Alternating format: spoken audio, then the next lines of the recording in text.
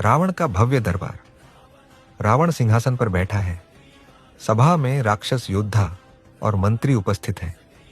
अंगद गर्व से दरबार में प्रवेश करते हैं। अरे वानर, किस दुस्साहस से तुम मेरी सभा में आए हो? क्या तुम्हें अपने प्राणों की चिंता नहीं? मैं अयोध्या के राजकुमार श्री राम का दूत हूं। मेरे स्वामी का संदेश है कि आप माता सीता को सम्मान पूर्वक लौटा दें। यह आपके हित में होगा। अन्यथा राम अपनी सेना के साथ लंका पर आक्रमण करेंगे और आपका विनाश निश्चित है। सभा में सन्नाटा छा जाता है। राक्षस योद्धा अंगद को घूरते हैं। रावण क्रोधित हो उठता है।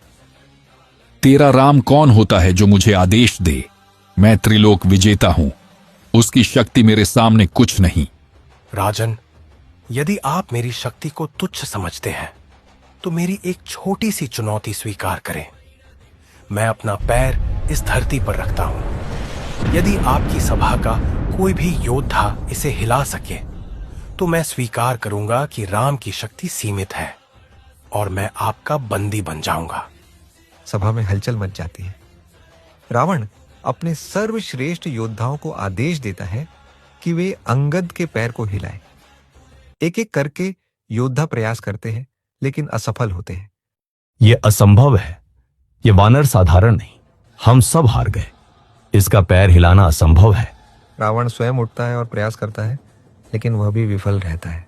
अंगद गर्व से रावण की ओर देखते हैं और गंभीर स्वर में कहते हैं, महाराज, यदि आप मेरे पैर को नहीं हिला सकते तो राम के सामने आप क्या ठहरेंगे? अभी भी समय है। माता सीता को लौटा दीजिए और अपने अहंकार को त्याग दीजिए, अन्यथा आपका विनाश निश्चित है। सभा में सन्नाटा छा जाता है। रावण अपमानित होकर क्रोध से भर जाता है और अंगद को बंदी बनाने का आदेश देता है। लेकिन अंगद एक छलांग लगाकर महल की छत पार कर जाते हैं और सुरक्षित वापस लौट जाते हैं।